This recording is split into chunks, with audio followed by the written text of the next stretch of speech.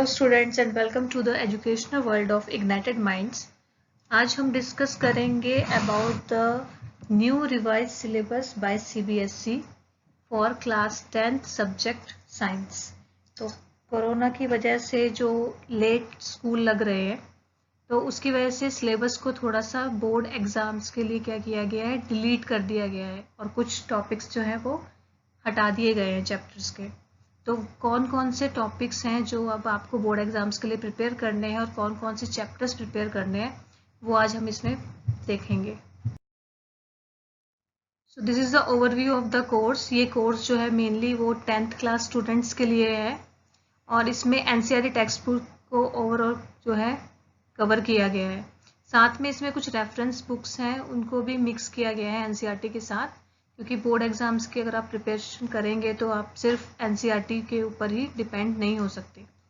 तो इसमें हम जो भी कोर्स आगे स्टार्ट होगा उसमें जो भी टॉपिक है उसको अच्छे से डिस्कस करेंगे और बोर्ड एग्जाम्स के अकॉर्डिंग उसको कवर किया जाएगा। जो बोर्ड है उसके अकॉर्डिंग 5 यूनिट्स में सिलेबस डिवाइड हुआ है, जिसमें पहले आपके टोटल 16 चैप्टर्स होते थे, लेकिन अब उनमें से 3 चैप्टर्स को डिलीट कर दिया गया है और अब आपको 13 चैप्टर्स कवर करने हैं। This is the new revise syllabus.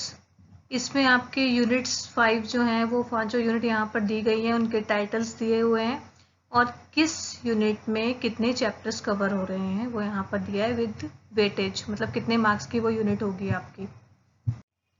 तो यहाँ पे जो यूनिट 1 है, यूनिट 1 में आता है chemical substances nature and behaviour. तो पूरी केमिस्ट्री इस यूनिट में आएगी, जिसमें टोटल 5 चैप्टर्स हैं, चैप्टर 1 to 5, और ये कवर करेंगे 26 मार्क्स। सेकेंड यूनिट है बायोलॉजी से रिलेटेड, जिसमें 6, 8 एंड 9 चैप्टर आएंगे। इसमें 7 चैप्टर पहले होता था कंट्रोल एंड कोऑर्डिनेशन, वो चैप्टर यहाँ से बिल्कुल रिमूव कर दिया गया है। तो अब आपको 4 चैप्टर्स की जगह सिर्फ 3 चैप्टर्स कवर करने हैं इस यूनिट में, और ये 3 चैप्टर आपके आएंगे 23 मार्क्स में। थर्ड यूनिट है नेचुरल फिनोमिना। इस यूनिट में आपके 2 चैप्टर्स हैं 10 एंड 11, जो अब 12 मार्क्स में आएंगे। फोर्थ यूनिट है इफेक्ट्स ऑफ करंट, ये भी आपकी फिजिक्स से रिलेटेड है, जिसमें आपके 2 चैप्टर्स हैं 12 एंड 13, जो कि कवर करेंगे 14 मार्क्स। तो ये जो थर्ड और फोर्थ यूनिट है वो पिछले सिलेबस के जैसे सेम रखी गई है। पहले भी इसमें 2 चैप्टर्स ही आते थे, अब भी इसमें यही 2 चैप्टर्स कवर हो रहे हैं। फिफ्थ यूनिट है नेचुरल रिसोर्सेज, जिसमें पहले जो सिलेबस था उसमें 3 चैप्टर्स आते थे 14, 15 एंड 16, लेकिन अब यहाँ पे 14 और 16 2 चैप्टर्स को रिमूव कर दिया गया है और अब आपको सिर्फ एक चैप्टर ही कवर करना है, चैप्टर नंबर 15, और वो अकेला चैप्टर ही आपका 5 मार्क्स का है। तो बहुत इजीली आप यहाँ पे डायरेक्टली 5 मार्क्स गेन कर सकते हैं सिर्फ एक चैप्टर को पढ़ के। तो यहाँ पे हम डिटेल में देखेंगे चैप्टर्स में कौन कौन से टॉपिक कवर होने वाले हैं। तो यहाँ पे यूनिट 1 जो केमिस्ट्री से रिलेटेड है, जिसमें 5 चैप्टर आ रहे हैं केमिस्ट्री के, उसमें सबसे पहला है चैप्टर 1। चैप्टर 1 में जो आपने टॉपिक्स कवर करने हैं उसमें आएगा केमिकल इक्वेशन, उसके बाद केमिकल इक्वेशन की बैलेंसिंग जो हम पढ़ते हैं वो, फिर आपके आगे अलग अलग टाइप्स की केमिकल रिएक्शंस थी, तो वो सारी केमिकल रिएक्शंस आपने यहाँ पे विद एग्जाम्पल पढ़नी है, like combination, decomposition, displacement, double displacement, precipitation, neutralisation and redox reaction. तो रिडॉक्स रिएक्शन के ही 2 पार्ट्स हैं, ऑक्सीडेशन एंड रिडक्शन। तो ये आपका ओवरऑल चैप्टर 1 आपने कवर करना है। चैप्टर 2 में आपने कवर करना है definitions and properties of acid, base and salt, और आपने एसिड, बेस और सॉल्ट की प्रॉपर्टीज के साथ साथ उनके एग्जाम्पल्स और उनके यूजेस भी पढ़ने हैं। उसके बाद आपने कवर करना है पीएच स्केल। पीएच स्केल का कॉन्सेप्ट क्या है, जिसमें पहले लॉगरिथम की डेफिनेशन आती थी, अब वो लॉगरिथम की डेफिनेशन हटा दी गई है। उसके बाद पीएच की डेली लाइफ में इम्पोर्टेंस क्या है, और फिर आपका लास्ट का जो है पोर्शन है चैप्टर 2 का, उसमें आते था लाइक NaOH यानी sodium hydroxide, bleaching powder, baking soda, washing soda and plaster of Paris. तो ये टॉपिक आपने कवर करने हैं और इनके प्रिपरेशन और इनकी यूजेस, ये आपका चैप्टर 2 में कवर होगा। चैप्टर 3 से बहुत सारा सिलेबस रिमूव किया गया है, तो इसमें वही आपने प्रॉपर्टीज पढ़नी है मेटल्स नॉन मेटल्स की। तो यहाँ पे प्रॉपर्टीज आपने दोनों टाइप की पढ़नी है, फिजिकल प्रॉपर्टीज भी और केमिकल प्रॉपर्टीज भी, दोनों टाइप की प्रॉपर्टीज यहाँ पे कवर होगी मेटल्स नॉन मेटल्स की। देन रिएक्टिविटी सीरीज का पूरा एक चार्ट बना हुआ है आपकी बुक में, वो चार्ट आपने यहाँ पे रिएक्टिविटी सीरीज का पढ़ना है, कौन सी एलिमेंट्स जो है वो लोएस्ट आते हैं, कौन से हाईएस्ट रैंक पे आते हैं, वो एक्टिविटी सीरीज आएगी। उसके बाद formation and properties of ionic compounds, तो आयनिक कंपाउंड्स के जो भी प्रॉपर्टीज हैं और वो कैसे बनते हैं वो यहाँ पे आपको कवर करना है। तो ये है आपके 1, 2 एंड 3 चैप्टर का सिलेबस जो बोर्ड एग्जाम्स के लिए है। नेक्स्ट जो 2 चैप्टर हैं केमिस्ट्री के, चैप्टर 4 एंड चैप्टर 5, उसमें आपका जो 4th चैप्टर है उसमें बहुत सारा सिलेबस डिलीट हुआ है कार्बन एंड इट्स कंपाउंड से। तो यहाँ पे आपको जो टॉपिक कवर करने हैं उसमें है covalent bonding, then versatile nature of carbon and homologous series. तो पहले की कंपैरिजन में हाफ से ज़्यादा चैप्टर आपका यहाँ पे डिलीट कर दिया गया है। तो जो डिलीट किए हुए पोर्शंस थे उनमें आपका आता था जैसे कि फंक्शनल ग्रुप्स, जैसे फंक्शनल ग्रुप का पूरा चार्ट था, halogen, alcohol, then aldehyde, ketone, alkane, alkyne, saturated, unsaturated hydrocarbons, then ethanol, ethanoic acid, soaps, detergents, ये सब कुछ पोर्शन जो है यहाँ पे रिमूव कर दिया गया है। तो बस उसमें से अब आपको बस यही टॉपिक्स जो हैं वो पढ़ने हैं। तो सबसे टफ चैप्टर भी होता था ये केमिस्ट्री का, और उसमें से बहुत सारे सिलेबस अब हटा दिया गया है। चैप्टर 5 में जो आपने कवर करना है उसमें आता है क्लासिफिकेशन की ज़रूरत क्यों है, देन जो साइंटिस्ट थे उनके बारे में, like Dobereiner triads, Newlands law of octave, Mendeleev's periodic table हमेशा से इम्पोर्टेंट रहा है, then modern periodic table, then gradation in properties, valency क्या होती है, एटॉमिक नंबर क्या होते हैं जो आप 9th क्लास में भी पढ़ चुके हैं, and metallic and non metallic properties. तो ये आपका है overall syllabus of the chemistry. Unit 2 है बायोलॉजी की रिलेटेड। तो इसमें आपके 4 चैप्टर्स थे पहले, 4 चैप्टर में से चैप्टर नंबर 7 पूरा रिमूव कर दिया है। तो अब जो आपको चैप्टर पढ़ने हैं उसमें है chapter 6 life process. Life process आपको कंप्लीट पढ़ना है, like nutrition, respiration, transportation and excretion, ये 4 पार्ट्स में ये चैप्टर डिवाइड है। तो वो चारों पार्ट आपने प्लांट्स और एनिमल्स दोनों में कंप्लीटली पढ़ने हैं। चैप्टर नंबर 8 में आपने पढ़ना है सेक्सुअल एसेक्सुअल रिप्रोडक्शन प्लांट्स और एनिमल्स में। उसके बाद रिप्रोडक्टिव हेल्थ की नीड क्यों है, फैमिली प्लानिंग मेथड्स कौन से हैं, देन HIV एड्स से रिलेटेड चीज़ें पढ़नी है, और चाइल्ड बियरिंग एंड वुमेन्स की हेल्थ के ऊपर जो टॉपिक दिया है छोटा सा, वो टॉपिक आपने यहाँ पे कवर करना है चैप्टर 8 से। चैप्टर 9 में हेरिडिटी एंड एवोल्यूशन में आपने बेसिक कॉन्सेप्ट्स होते थे पहले एवोल्यूशन के, तो वो हटा दिए गए हैं। अब आपको जो कवर करना है उसमें आएगा definition of heredity, Mendel's contribution, law of inheritance of traits and sex determination.